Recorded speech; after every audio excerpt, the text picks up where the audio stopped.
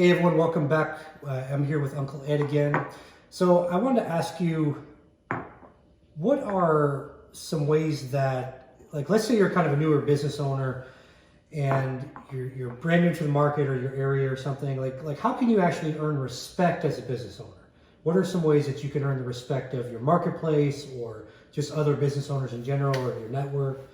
What are some tips you might have around that? Well, a very successful man taught me. I was fortunate that I've been around some very successful people. And I know I'm a business coach. You can use me, you can use a lot of people. But there's a lot of wisdom that young people didn't know. And I was fortunate that I was adopted by some very successful people. And one guy is probably worth 900 million. Who knows? He might be worth $1 billion. He still wears the same jeans that he had in high school. So this is the way this guy was with money. He said, Ed, the first thing you do in business is when you get paid, you get a cut check, you pay your employees, then you pay your suppliers, then you pay yourself. If you want to build character, you want relationships, you got to be a good guy. You want your suppliers to know that they send you something, you're going to pay them on time. They don't want to see you driving a Lamborghini and you're 3 months behind in your bills. Your employees don't want to see you driving a Lamborghini and they're missing a paycheck. Your contractors, oh, you got a problem with your check? Oh, we'll put it on the next payroll. That was one of the biggest complaints I had, and I was able to steal a lot of good contractors when I owned a specialized coating company, is that, let's say there was a job not put on a check. Oh, we'll put it on the next payroll. So the guy walks out, he's pissed, it's $150, $200, but he's like, oh, now I gotta wait 2 weeks. And what we would do is we'll write the check right now. Boom, cut him a check, hand it to him. That meant so much to these guys. Even though it didn't seem like, oh, it's $100, put it on for the next payroll. Writing him another check changed his perspective of it. And the rumor went out that Perfect Surface, or whatever company you have, should had a reputation of paying your people on time. And when the rumor gets out that you pay your people on time, you attract good people. And paying your people on time. And then you pay yourself last. There's been months when you own a business, and don't let anybody tell you this never happens, that you don't have money to pay yourself. They just haven't been in business long enough. Or, for instance, you want to build character? Let's say you didn't get a $300,000 check, you're in a big lawsuit, and you owe all your suppliers. Do you ignore these guys? You don't take their calls, you don't respond to their emails, you throw their letters away, or you pick up the phone and you go, hey, I need to talk to the sales manager or the VP or whoever, the owner. You go, listen, George, this is my predicament. In the middle of a lawsuit for $300,000, I know I owe you $100. This is what I'd like to do. Can I send you $5,000 a month until this gets cleared up? And I want to keep buying from you. I don't want to be one of these guys that, ignore you and buy from another supplier. I want to maintain that relationship with you. You'd be surprised what kind of loyalty that buys. Even though I owe the guy $100, if I send him $1,000 a month on time, I'm going to send you $1,000. I'll send you $500 a month. Doesn't matter what it is, and you'll have it by the 5th. If you send it to him by the 5th, he's yours and I'm his. And 20 years from now, you guys are going to be drinking a beer somewhere, laughing about how this all went down. So that's one of the biggest things. The other thing is, my father said it only takes 3 things to be a successful businessman. Huh? Sounds easy, right? 3 things. Anybody can do it. I guarantee you. Start thinking about other companies that you do business with, or even people. And the first thing my father taught me is you show up on time.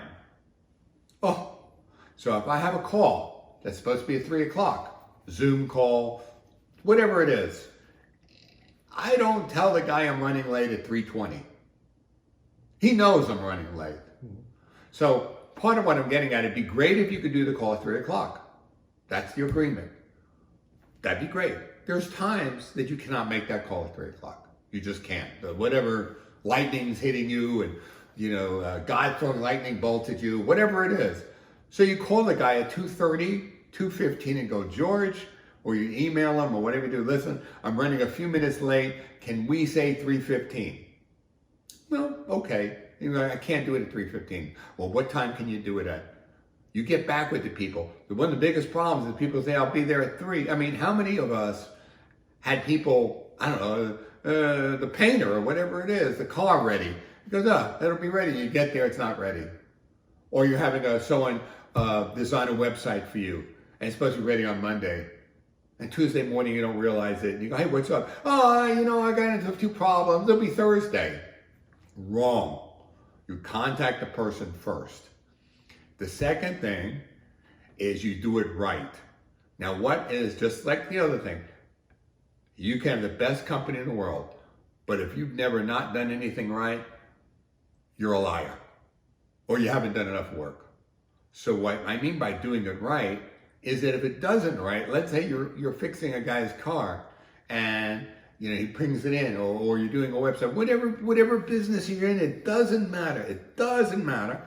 You go, I'll fix it right now. Or you tell them even better, listen, your car doesn't sound right. The website isn't as good as I wanted it to be. The person that did it messed up, but I'm going to do it for you, and I'm going to do this extra for free. Well, I'm going to do this for you extra. This way, you're doing it right. You're making an amends to the guy. You're correcting your mistake before he finds out.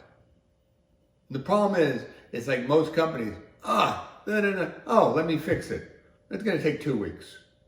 No, you're going to do it right means that you're going to take care of the problem as fast as possible, and you're going to try to correct it before the customer even sees it. So for instance, back to doing it on time, if you're running behind on that, doing it right, go, listen, there's a few things that didn't come out right.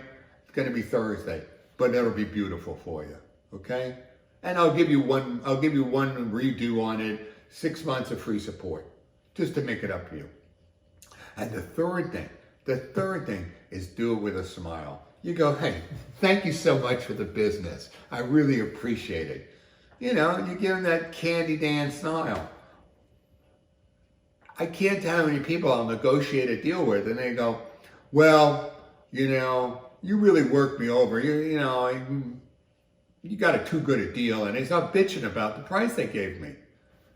Listen, you bought the deal. You sold it to me, or I sold it to you. Don't complain. Don't act like it's not important, because let me tell you, everybody that does anything, except for maybe Amazon, has competitors. I mean, what made the U.S. Post Office die? Because they suck. So all these other UPSs and FedEx and all that has filled the gap. And if you don't do it with enthusiasm and really appreciate it and tell the guy, he might go, you know what? I'm giving this guy my money and he doesn't even thank me. And someone else is going to come along and go, I can't believe. I tell you what I used to tell people when they give me a contract. I said, I want to let you know something. You put food on my people's table. You're feeding my contractors. You're feeding my office staff. You're feeding all these people when you gave me this deal. I want to let you know the effect of you giving me business. And they look at it, wow, I never thought about it this way. Yes, and let me tell you, every single person in my company appreciates the business you give us. And like that, they're stunned. And you know what? They know it, they feel it. And you know what? They give you more business. And you keep telling them that. So those are the 3 things. But I promise you, 95% of the companies out there don't do it.